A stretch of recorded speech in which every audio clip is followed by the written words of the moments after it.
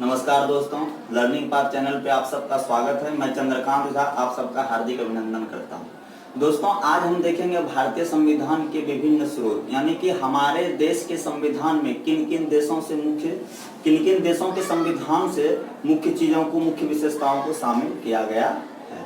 तो दोस्तों, हम पहले भी चर्चा कर चुके हैं संविधान निर्माण के समय कि हमारे देश के जब संविधान का निर्माण हो रहा था तो उस समय संविधान सभा के सदस्य जो है 60 देशों के संविधान का अवलोकन किया था। तो दोस्तों, आज सबसे पहले हम देखेंगे भारत शासन अधिनियम। दोस्तों, हमारे देश में जब तक संविधान का निर्माण नहीं हुआ तब तक का भी शासन व्यवस्था का संचालन है वो भारतीय शासन अधिनियम 1935 के ही रूल पे किया गया। तो दोस्तों, ये जो है भारतीय शासन अधिनियम 1935 का इतना प्रभाव रहा है कि कुल 395 अनुच्छेद में लगभग 250 अनुच्छेद जो है वो भारतीय शासन अधिनियम के ही शामिल किए गए हैं।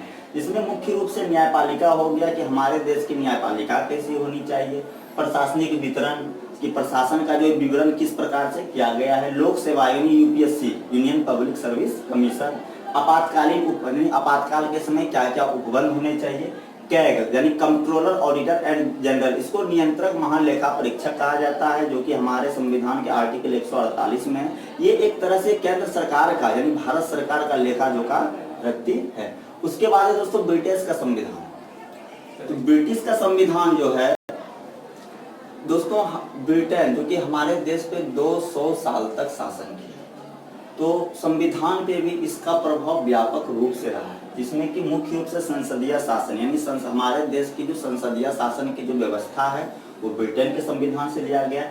एकल नागरिकता, जैसा कि दोस्तों हम लोग जानते हैं कि अमेरिका में दोहरी नागरिकता है, एक राज्य की नागरिकता अलग है और देश की नागरिकता अलग है, लेकिन ब्रिटेन में जो वहाँ सिर्फ नागरिक जो होते हैं वो ब्रिटेन के ही नागरिक होते हैं, यानी वहाँ पे जो नागरिकता का प्रकार है वो एक ही है।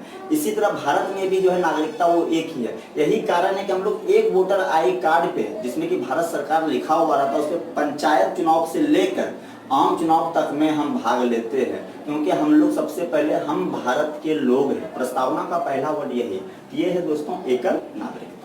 उसके बाद है विधि का शासन, कि विधि का शासन किस प्रकार से होनी चाहिए, विधायी प्रक्रिया यानी लेजिस्लेटिव प्रोसेस क्या होनी चाहिए, मंत्रिमंडल जैसे कि प्रधानमंत्री होता है, उसके अलावा उसके साथ गृह मंत्री, विदेश मंत्री, रेल मंत्री, वाणिज्य मंत्री, जितने भी मंत्रिमंडल हैं ये भी ब्रिटिश के संविधान से लिया गया है कि एक मंत्रिमंडल किस प्रकार का होना चाहिए।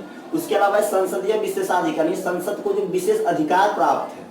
और द्विसदनवाद, दोस्तों ये बहुत ही इंपॉर्टेंट है। द्विसदनवाद यानी कि हमारे देश में दो है सदन है, जो कि आपका एक है लोकसभा, एक राज्यसभा। राज्यसभा जो वो अपर हाउस कहलाता है और लोकसभा लोअर हाउस कहलाता है। इसी तरह ब्रिटेन में भी दो है, एक अपर हाउस एक लोअर हाउस।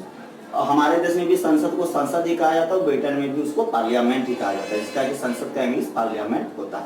उसके बाद है दोस्तों संयुक्त राज्य अमेरिका। संयुक्त राज्य अमेरिका से दोस्तों सबसे पहला जो सबसे इंपॉर्टेंट लिया गया है वो मूल अधिकार, जो कि मूल अधिकार का हमारे संविधान में जो है 12 से 35 तक का जो आर्टिकल है उसमें मूल अधिकार का ही वर्णन किया गया है, यानी कि हमारे देश के सिटीजन को, हमारे देश के नागरिक को कौन कौन से फंडामेंटल राइट होने चाहिए, जैसे समता का अधिकार, जीवन के अभिव्यक्ति का अधिकार, जो भी है उसको हम बाद में चर्चा कर लेंगे। ये मूल अधिकार। न्यायिक पुनरावलोकन, संविधान की सर्वोच्चता, यानी कि हमारे देश में सबसे सर्वोच्च कौन है, संविधान। तो ये भी जो यूएसए से लिया गया। न्यायपालिका की स्वतंत्रता, यानी न्यायपालिका जो है वो किसी के दबाव में कार्य नहीं करेगी, वो एक स्वतंत्र निकाय के रूप में कार्य करेगी, ये भी यूएसए से लिया गया। राष्ट्रपति पर महाभियोग, राष्ट्रपति को जो हटाया जाता है दोस्तों उसका एक विधायी प्रक्रिया है, जिसमें दोनों सदन के सदस्य भाग लेते हैं, तो ये भी अमेरिका से लिया गया। उपराष्ट्रपति का पद, यानी भारत में एक उपराष्ट्रपति का पद होगा, जैसे अमेरिका में उपराष्ट्रपति का पद होता है, इसी तरह भारत में भी उपराष्ट्रपति का पद होगा।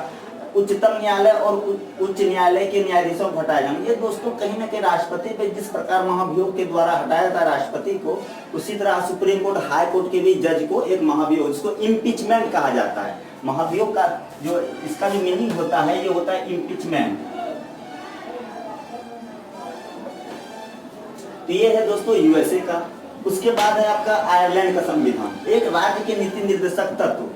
अभी बताया आपको कि मूल अधिकार जो 12 से 35 है, राज्य के नीति निर्देशक तत्व, जिसको डीपीएसपी कहा जाता है, directive principle of state policy, जिसका 36 से लेकर 51 तक, आर्टिकल 36 to 51 तक में इसका डिफिनेशन दिया गया है कि एक राज्य जो नीति बनाएगा उसके क्या क्या सिद्धांत होने चाहिए।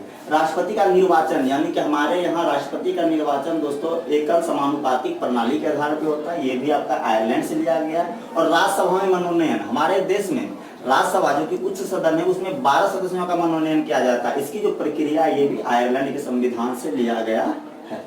उसके अलावा दोस्तों कनाडा जो कि उत्तरी अमेरिका में, अमेरिका से ऊपर का एक देश है, जो कि क्षेत्रफल में बहुत बड़ा देश है। एक संघात्मक व्यवस्था, जैसे कि दोस्तों आर्टिकल 1 जो कहता है वो कहता है India is A union of state, Bharat जो है वो राज्यों का संघ है, यानी कि ये संघात्मक रूप से है। तो इसका व्यवस्था भी कनाडा से लिया गया है। राज्यपाल की नियुक्ति, यानी प्रत्येक राज्य में एक राज्यपाल होते हैं जो कि वो एक तरह से कहिए एजेंट ऑफ सेंट्रल गवर्नमेंट, यानी वो केंद्र सरकार के प्रतिनिधित्व के रूप में कार्य करते हैं, जिसका निर्वाचन राष्ट्रपति के द्वारा था। इस पर हम बाद में चर्चा कर लेंगे। शक्तियों का विभाजन, यानी शक्ति, राज्य और केंद्र की शक्ति क्या होनी चाहिए, इसका बंटवारा।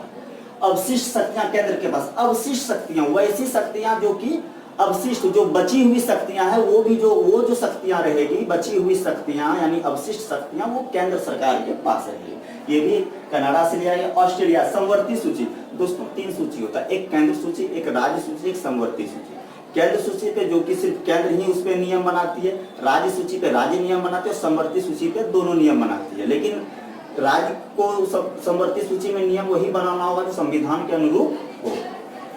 उसके अलावा संसद के दोनों सदनों की संयुक्त बैठक, जैसे हमारे देश में जब भी संसद सदन की शुरुआत होती है उसमें दोनों का संयुक्त बैठक होता है, ये भी ऑस्ट्रेलिया के संविधान से लिया गया है। जर्मनी, आपातकाल के समय मूल अधिकारों का स्थगन। जब दोस्तों हमारे देश में आपातकाल मुख्यतः 3 रूप का लगता है, बाह्य आपातकाल, आंतरिक आपातकाल और आर्थिक आपातकाल। तो उस समय जो है मूल अधिकार का जो प्रतिबंध किया जाता है उसका जर्मनी से लिया गया। लेकिन दोस्तों इस कंडीशन में 2 अधिकारों को कभी नहीं किया जाता, इसका हम बाद में डिटेल से बताएंगे, अभी आपको हम शॉर्ट में बता देते हैं। एक आपका 19 और 21। 19 होता है आपका विचारों के अभिव्यक्ति की स्वतंत्रता, और 21 जो है जीवन जीने का अधिकार, उसको किसी भी हाल में नहीं छीना जा सकता। सोवियत संघ, यूएसएसआर जो कि बाद में रूस बना 1991 शीत युद्ध के बाद, तो वहां से मूल कर्तव्य दोस्तों 12 से 35 याद रखिएगा, fundamental right, 36 to 51 DPSP directive principle of state policy, और 51A जो है वो है मूल कर्तव्य। याद रखिएगा दोस्तों, अधिकार तो क्या जो हमें प्राप्त हो, और कर्तव्य यानी ड्यूटीज, फंडामेंटल ड्यूटीज यानी हमारा राष्ट्र के प्रति क्या होता है, जैसे कि राष्ट्र झंडे का निर्माण, राष्ट्र झंडे का सम्मान करना, राष्ट्र गीत का सम्मान करना, राष्ट्रीय संपत्ति की सुरक्षा करना, ये सब मूल कर्तव्य के अंतर्गत आते हैं जो कि सोवियत संघ से लिया गया है। उसके अलावा है दोस्तों फ्रांस, गणतंत्रात्मक, ये हम पहले भी बता चुके हैं कि रिपब्लिक जो होता है देश का शासक जो कि वंशानुगत न होकर उसका निर्वाचन होता है, ये होता है आपका गणतंत्रात्मक। प्रस्तावना में स्वतंत्रता, समानता और बंधुता का जो आदर्श लिया गया, जो पिछले वीडियो में भी प्रस्तावना के वीडियो में हम बताएं आपको, ये भी फ्रांस से लिया गया है। दक्षिण अफ्रीका, संविधान में संशोधन की प्रक्रिया, यानी दोस्तों संविधान में जो अमेंडमेंट होगा, कॉन्स्टिट्यूशन में जो अमेंडमेंट होगा उसका जो प्रोसेस है ये दक्षिण अफ्रीका से लिया गया, और ये आर्टिकल 368 में है। उसके अलावा जापान, जापान में विधि के द्वारा मतलब विधि के द्वारा जो एक स्थापित प्रक्रिया होगा वो जापान के द्वारा लिया जाएगा। तो दोस्तों ये मूल स्रोत है संविधान के जो कि विभिन्न देशों से लिया गया, और हमारे देश के संविधान में उसको शामिल करके उसको और खूबसूरत बनाने का प्रयास किया गया है। ये दोस्तों मुख्य रूप से भारत शासन अधिनियम को याद रखेगा, जिसका कि हमारे देश के संविधान के सबसे ज्यादा प्रभाव रहा है, जिसमें 250 अनुच्छेद लगभग यहीं से शामिल किया गया है। ब्रिटेन का संविधान का उसमें बहुत सारा चीज शामिल है, क्योंकि हमारे देश में सबसे ज्यादा दिन शासन वही किए थे। इस तरह से दोस्तों विभिन्न देश के संविधान के स्रोत के बारे में है। आपको वीडियो कैसा लगा आप हमें जरूर बताइएगा। कृपया पेज को सब्सक्राइब कीजिएगा, लाइक कीजिएगा और शेयर कीजिएगा।